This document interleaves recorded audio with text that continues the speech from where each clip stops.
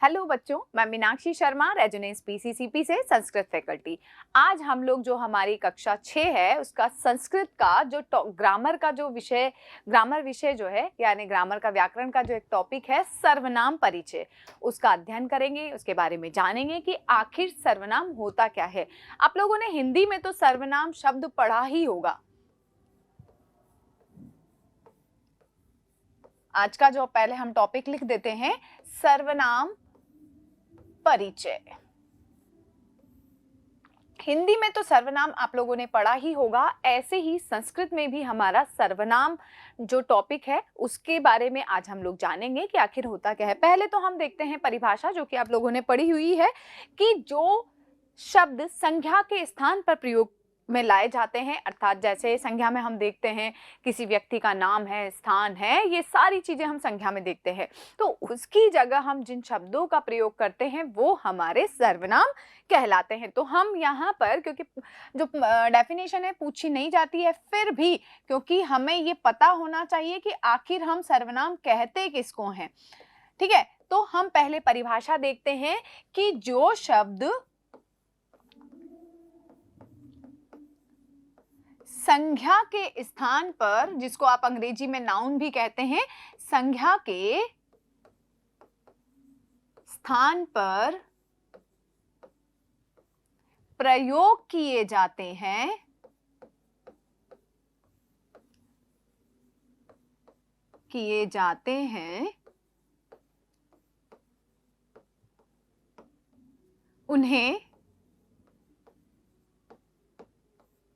उन्हें सर्वनाम कहा जाता है।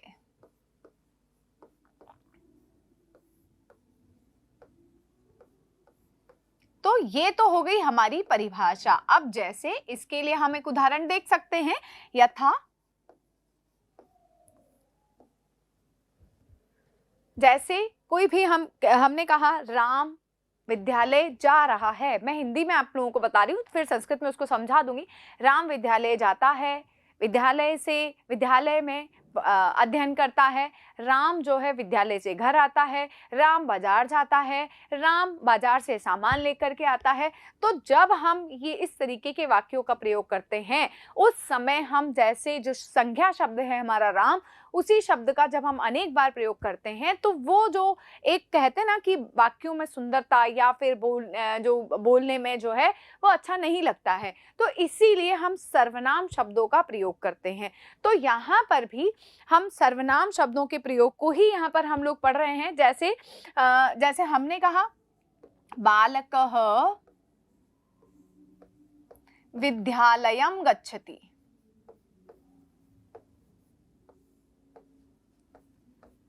अब अगर यहाँ जो संज्ञा शब्द है वो है हमारा बालक, तो इसकी जगह जब हम सर्वनाम का प्रयोग करेंगे तो हम कहेंगे स विद्यालयं गच्छति।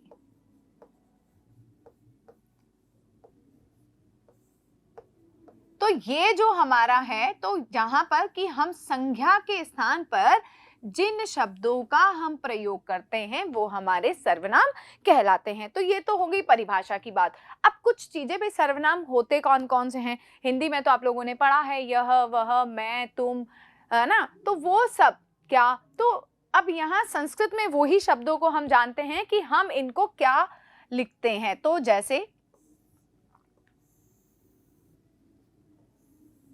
सबसे पहले जो हमारे संस्कृत के जो शब्द हैं उनमें हम देखते हैं तत् के रूप, ठीक है। तत् का अर्थ होता है वह,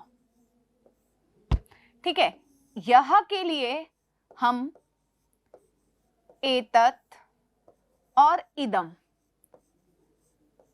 ये दो जो हमारे सर्वनाम शब्द हैं उनको हम देखते हैं, इनका अर्थ होता है यह। तीसरा है हमारा युष्मत्। युष्मत् का अर्थ होता है तुम, और ऐसे ही इसके साथ होता है हमारा अस्मद्। अस्मद् में मैं, हम दोनों, ये जो रूप होते हैं वो, और अंत में हम देखते हैं किम। किम का अर्थ होता है क्या। तो ये हमारे सर्वनाम शब्द हैं। अब हम इसको कहाँ पर किसको किस तरीके से प्रयोग करेंगे वो हम लोग अभी इसका आगे देखते हैं और इसके बारे में जानते हैं। तो ये हमारे सर्वनाम शब्द रूप जो कि संस्कृत में हम लोग जानेंगे। तत् यानी वह, यानी जब हम दूर के लिए, कोई दूर है उसके लिए जब हम प्रयोग करते हैं तो हम वहां पर तत् का प्रयोग करते हैं। और जब कोई नजदीक है, यह, इस चीज को बताने के लिए हम एतम, एतत् और इदम शब्द का प्रयोग करते हैं। और तुम दोनों, तुम सब, तो उसके लिए हम युष्मत का, और मैं, हम दोनों, हम सब, उसके लिए हम अस्मत् का, और क्या दोनों, क्या सब, तो उसके लिए जो है हम किम का प्रयोग करते हैं। आगे इसके साथ सबसे पहले हम देखते हैं तत् के। ठीक है, तो तत् ये जो है पहले तो, और सर्वनाम में जो वचन है, वचन की अगर हम बात करें, क्योंकि सर्वनाम सर्वनाम परिचय हम लोग पढ़ रहे हैं तो उसमें वचन भी होते हैं, तो वचन और विभक्ति वो सभी। तो वचन हमारे होते हैं संस्कृत में 3 वचन, और वही यहाँ पर हम देखेंगे। 3 वचन में सबसे पहला होता है हमारा एक वचनम, दूसरा होता है द्विवचनम, और तीसरा होता है हमारा बहुवचनम। और एक वचन का मतलब होता है हमारा, यानी जहां पर एक के लिए बात की जाए वो एक वचन, द्विवचन यानी 2 के लिए जिसमें बात की जाएगी वो द्विवचन, और 2 से अधिक के लिए जो हम बात करते हैं वो आता है हमारा बहुवचन में। ठीक है, अब यहाँ हमने वचन की बात कर ली कि वचन जो है हमारे 3 होते हैं, विभक्तियां जो होती हैं वो हमारी 7 विभक्तियां, और एक जो है हमारा संबोधन होता है। तो वो वहां पर हम वो पूरा नहीं पढ़ेंगे, आप लोगों को जब मैंने शब्द रूप पढ़ाए थे तो वहां पर विभक्ति और ये सारी चीजें बता दी थी। तो अब हम यहाँ पर केवल सर्वनाम के बारे में जानेंगे। तो सबसे पहला जो है, पहले हम बात करते हैं पुल्लिंग की।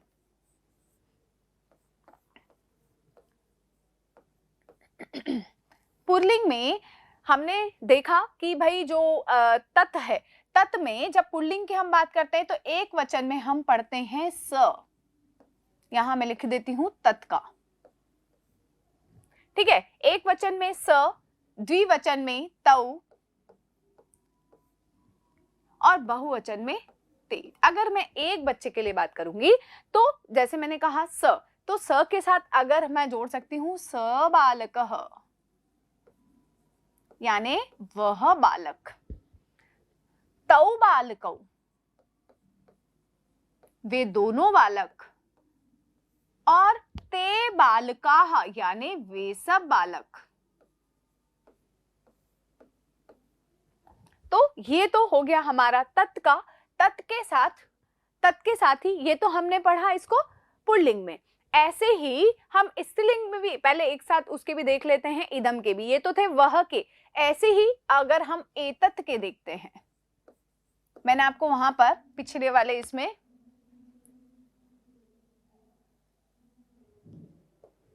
पिछला वाला जो था तत् का, तो यहां पर हम इसकी भी पुल्लिंग देख ही लेंगे ताकि एक साथ ये दोनों हो जाएंगे हमारे। तो हम पहले देखेंगे एतत् का। ठीक है, तो एतत् में हम देखते हैं, एतत् में हम करते हैं एषः, एतौ, एते। और इदम में अयम, इमौ, इमे।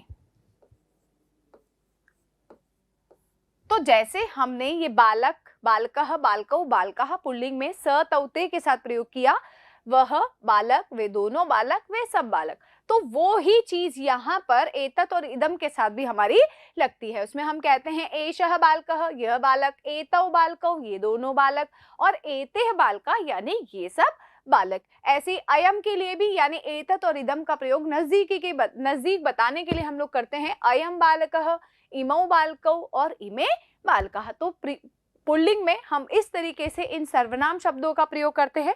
आगे देखते हैं हम स्त्रीलिंग।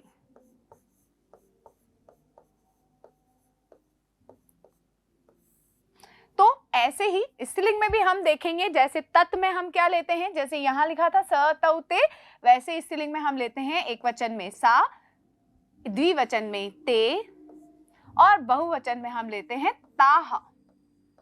तो वहां तो हमने कहा था क्योंकि बालक पुल्लिंग तो इसीलिए हमने वो जोड़ा था।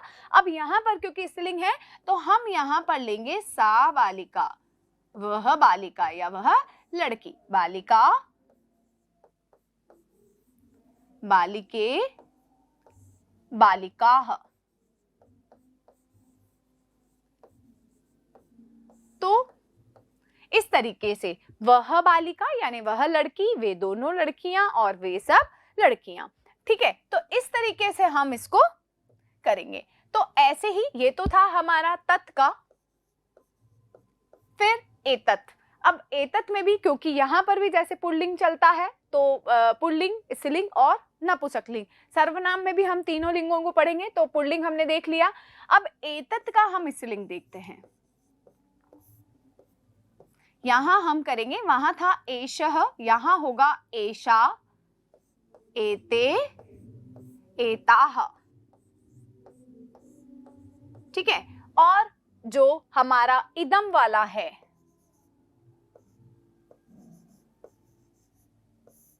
वहां होगा इयम, इमे, इमाः।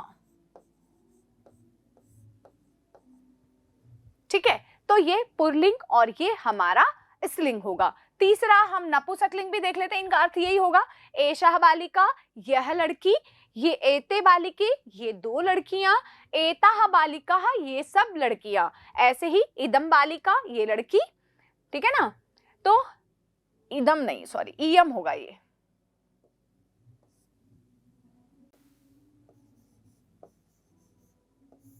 इयम, इमे, इमाः। ठीक है, अब जो है हम तीसरा नपुंसकलिंग और करते हैं। इसमें जो तीसरा है हमारा नपुंसकलिंग का,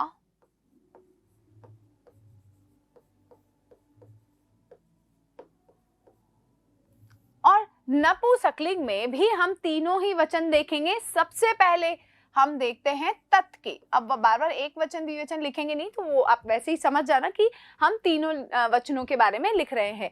तत् में जैसे हमने पुल्लिंग में स तौ ते, स्त्रीलिंग में सा ते ताः, वैसे ही हम नपुंसकलिंग में लिखते हैं तत् ते तानि, तत् ते तानि।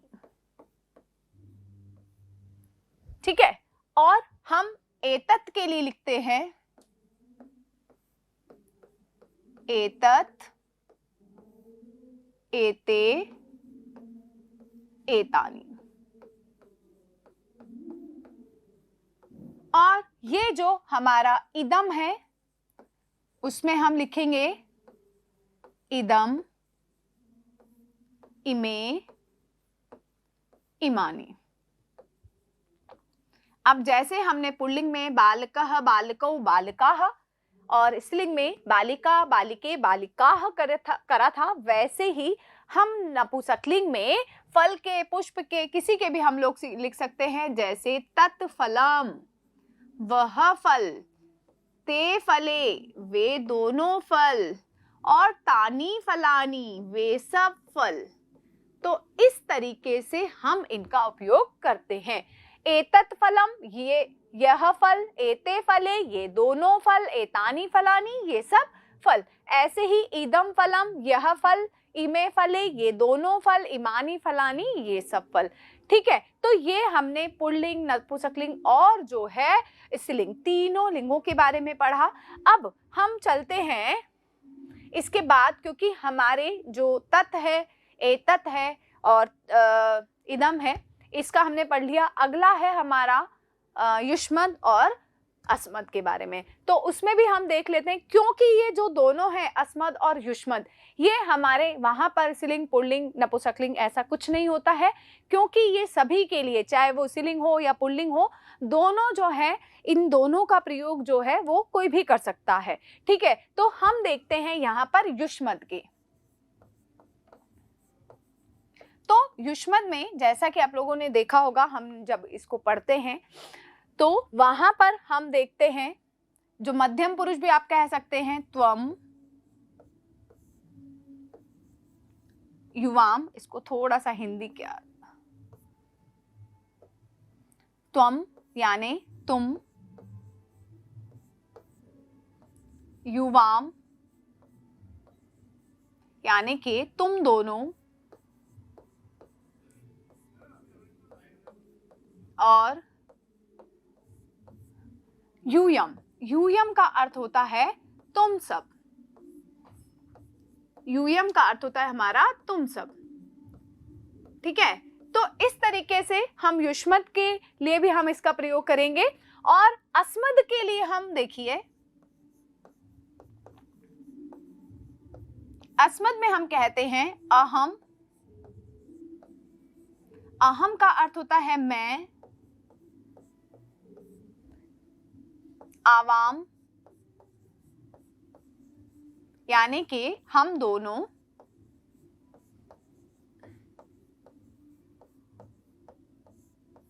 और वयम, वयम का अर्थ होता है हम सब।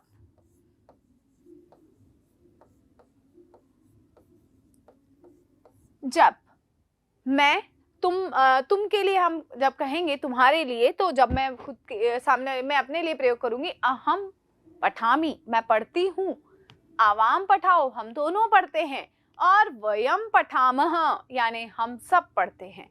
ऐसे ही तुम के लिए त्वम पठसी, तुम पढ़ते हो, युवाम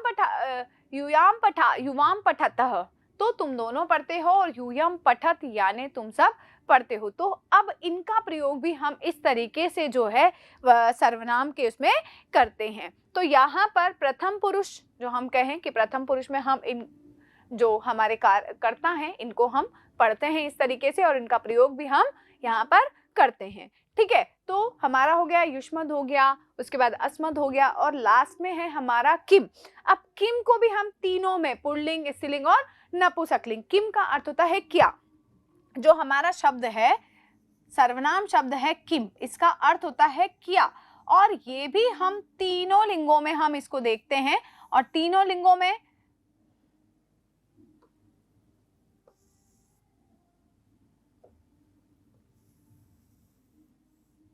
इसका हम देखते हैं। सबसे पहला हम इसका देखते हैं पुल्लिंग में। पुल्लिंग में हम देखते हैं कि हम किम को किस रूप में चलाते हैं। तो सबसे पहले आता है हमारा कह, कौ, के, और स्त्रीलिंग में आएगा हमारा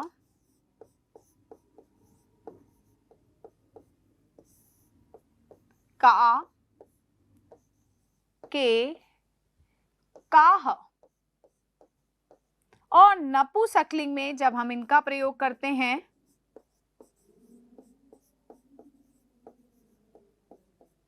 तो नपुंसकलिंग में हम देखते हैं किम,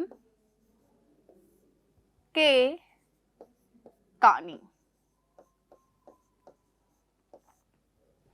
क यानी कौन, को यानी कौन दो, और के का मतलब होता है कौन सब।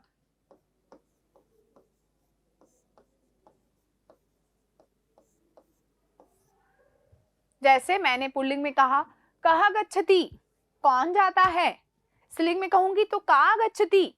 ठीक है, अब अगर मुझे कहना है कौन दो जा रहे हैं तो कौ गच्छतः। इस तरीके से हम जो है इनका प्रयोग करते हैं। पुल्लिंग में क, कौ, के, स्त्रीलिंग में का, के, काह, और नपुंसकलिंग में किम, के, कानी। तो ये हमारे सारे जो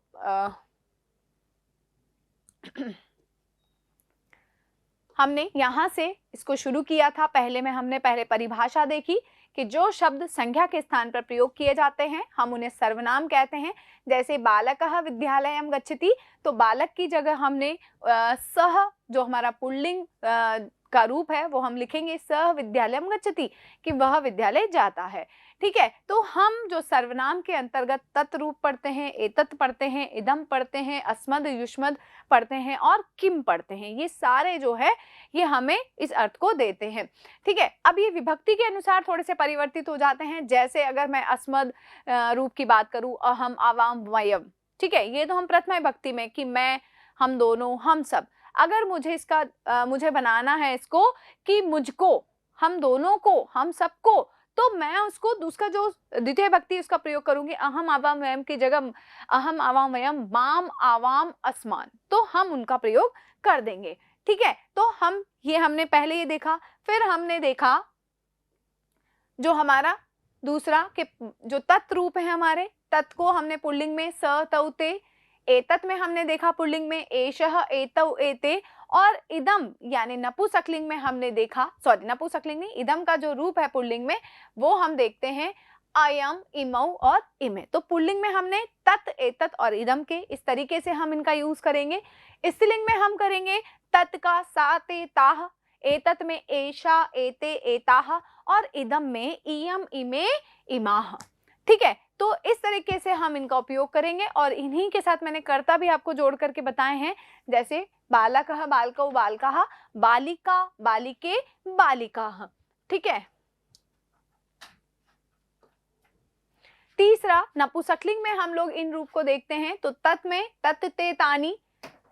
ठीक है, नपुंसकलिंग में एतत् में हम देखते हैं एतत् एते एतानि, और इदम में हम देखते हैं इदम इमे इमानी। यानी अगर मैं इनके फल तो हम कर सकते हैं फलम फले फलानी, एतत् फलम एते फले और एतानी फलानी। ऐसे ही हम इदम फलम इमे फले और इमानी फलानी, हम इस तरीके से उनका उपयोग करते हैं। युष्मद में त्वम युवाम यूयम, तो यहाँ पर हम एक वचन के लिए त्वम का, द्विवचन के लिए युवाम का, और बहुवचन के लिए यूयम का प्रयोग करते हैं अस्मत् के अंतर्गत, युष्मत् के अंतर्गत, सॉरी अस्मत् के अंतर्गत हम करते हैं एक वचन में अहम, द्विवचन में आवाम और बहुवचन में वयम का। ठीक है, ऐसे ही हम जो किम शब्द है, किम का अर्थ होता है क्या, लेकिन जब हम पुल्लिंग में इसका करते हैं तो कौन, कह, कौन, कौ, कौन दो, के, कौन सब। ऐसे ही स्त्रीलिंग में भी का यानी कौन, के यानी कौन दो, और काह यानी कौन सब। लेकिन जो हमारा नपुंसकलिंग है उसमें हम किम का अर्थ होता है हमारा क्या, किम फलम, क्या फल, है ना। फिर ऐसे ही के फले, क्या दोनों फल। फिर ऐसे कानी फलानी यानी क्या सब फल, इस तरीके से, क्योंकि किम जो है क्या अर्थ को देता है। तो इस तरीके से हम जो सर्वनाम शब्द हैं, सर्वनाम परिचय जो है वो इन शब्दों के द्वारा समझ सकते हैं। आशा करती हूँ आप लोगों को समझ में आया होगा। बहुत बहुत धन्यवाद।